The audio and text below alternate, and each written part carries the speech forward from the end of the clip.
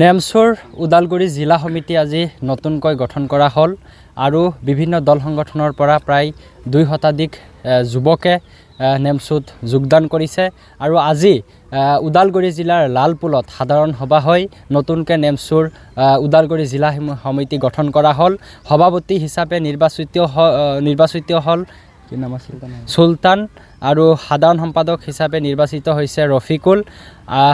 এনেকৈ বহুজন যুৱক আজি নেমচুৰ প্ৰতি আকৃষ্ট হৈ নেমচুত যোগদান কৰিছে আৰু নেমচুৰ যি শিক্ষাৰ দিশত নেমচু আগৰ পৰাই মাত মাতি আছে সমাজৰ আমাৰ বিশেষকৈ সংখ্যালঘু মুছলমান জাতিৰ যিসকল ছাত্ৰ ছাত্ৰী বৰ্তমান দেখা পোৱা গৈছে যে শিক্ষাৰ ক্ষেত্ৰখনত অলপ পিছ পৰি আছে গতিকে আমি নেমচু আগৰ পৰাই কৈছোঁ যে আমাৰ জাতিটোৰ আচলতে ছাত্ৰ ছাত্ৰীক আমি কেনেকৈ শিক্ষাৰ দিশত আগুৱাই লৈ যাব পাৰিম সমাজৰ যিবোৰ অবৈধ কাম আছে এই কামবোৰ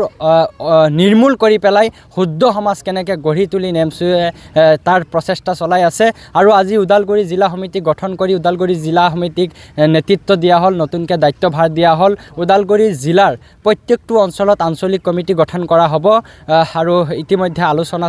চলিছে আৰু কিছুদিন পিছতে আমাৰ ওদালগুৰি জিলাৰ নতুনকৈ যি কমিটি গঠন হ'ল এই কমিটিৰ শপত গ্ৰহণ অনুষ্ঠানো ৰখা হ'ব এনেধৰণে ওদালগুৰি জিলাৰ লগতে কেন্দ্ৰীয় সমিতিৰ সহযোগত ওদালগুৰি জিলাই বিভিন্ন আঞ্চলিকৰ সহযোগত নিজৰ নেতৃত্ব আচলতে জিলাখনৰ মাজত দি যাব আৰু অনাগত দিনত যিটো সমস্যা বিভিন্ন ধৰণৰ সমস্যা আছে সেই সমস্যাসমূহৰ ওপৰত নেমচুৱে গুৰুত্ব দিব আৰু সকলোৰে লগত নেমচু সদায় আছে আৰু এটা কথা স্পষ্টভাৱে ক'ব খোজোঁ যে আমাৰ সংখ্যালঘু ৰাইজৰ ওপৰত যিকোনো সমস্যাৰ বাবে যদি পৰিছে আমি নেমচুৰ সৈতে আমাৰ লগত যোগাযোগ কৰিব আমি নেমচুৰ সৈনিকসকল সদায় আপোনালোকৰ লগত আছোঁ আৰু আপোনালোকৰ লগত থাকিম ধন্যবাদ।